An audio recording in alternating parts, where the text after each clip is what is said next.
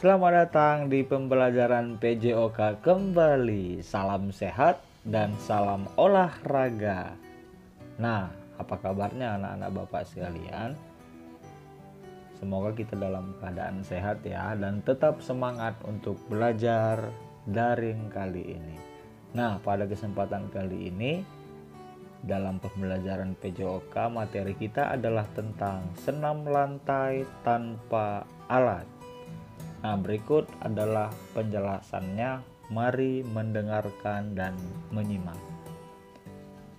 Senam lantai tanpa alat adalah senam yang hanya mengandalkan anggota tubuh dalam melakukannya dan tanpa menggunakan alat. Nah, gerakan-gerakan senam lantai tanpa alat dilakukan di atas matras. Nah, berikut ini gambar matras ya. Nah, seperti ini kurang lebih matras yang ada di sekolah adalah seperti ini. Jika di rumah tidak ada matras, bisa gunakan tilam ataupun tempat yang lembut untuk melakukan gerakan-gerakannya. Oke. Nah, kita masuk ke dalam pemanasan atau hal yang paling penting harus kamu lakukan sebelum melakukan senam lantai. Nah, seperti ini pemanasan yang harus kamu lakukan ya, yang sudah sering kita lakukan di sekolah. Supaya apa? Supaya kita terhindar dari cedera yang fatal.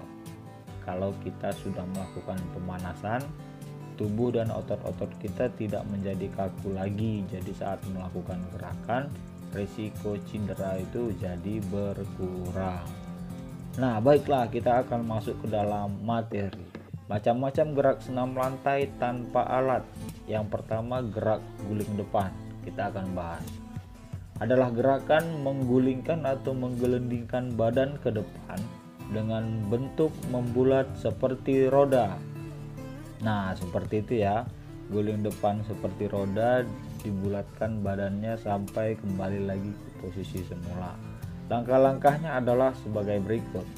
Gerakan putaran ini harus dilakukan dengan dampingan orang tua. Kemudian lakukan di tempat yang aman, pada matras atau sejenisnya. Caranya adalah berdiri tegak, kemudian bungkukkan badan hingga tangan lurus menyentuh matras. Dagu ditekuk hingga menyentuh dada atau posisi tunduk. Biar supaya apa? Biar supaya menghindari cedera pada kepala. Jadi dagu kamu harus menempel pada dada. Masukkan kepala di antara kedua lengan. Di antara kedua lengan ya, kamu masukkan kepala kamu untuk melakukan gerak berguling ke depan. Dorong tubuh ke depan dengan berguling dan ikuti putarannya. Setelah selesai berguling, segera peluk lutut dan kembali berjongkok. Kemudian berdiri ke sikap semula. Ini adalah gerakan yang pertama.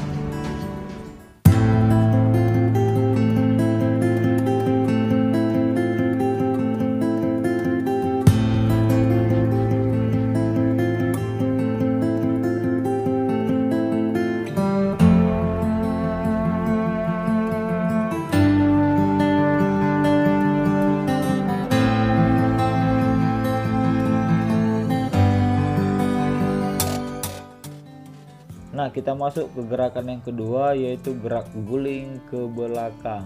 Ini sedikit lebih sulit ya. Adalah gerakan menggulingkan atau menggelindingkan badan ke belakang dengan bentuk membulat seperti roda. Nah, seperti ini kebalikan dari guling depan ya. Dan melakukannya cukup sulit. Jadi kamu harus lebih hati-hati lagi.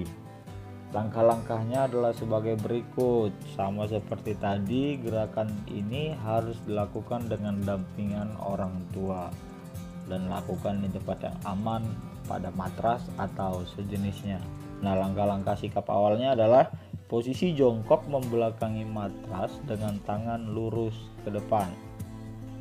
Lalu letakkan tangan di antara kedua telinga sambil dagu ditekuk hingga menyentuh dada atau posisi tunduk. Jangan lupa dagunya ditekuk ya, tetap ya, supaya putarannya baik dan kepala tidak sakit.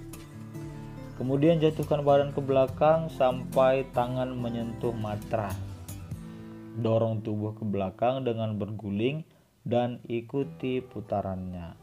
Setelah selesai berguling, segera kembali ke posisi jongkok dengan tangan lurus ke depan. Ini adalah gerakan yang kedua.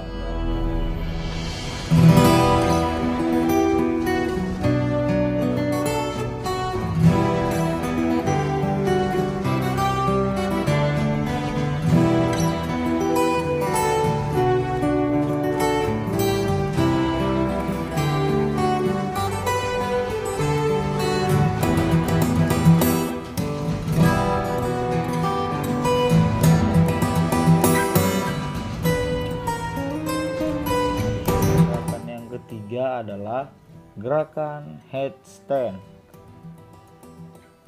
Berikut adalah penjelasannya. Gerakan headstand adalah sikap tegak dengan bertumpu pada kepala dan ditopang oleh kedua tangan atau berdiri dengan kepala. Nah, seperti ini, dibantu ya, dibantu orang tua ataupun dibantu teman untuk melakukannya. Langkah-langkahnya adalah sebagai berikut.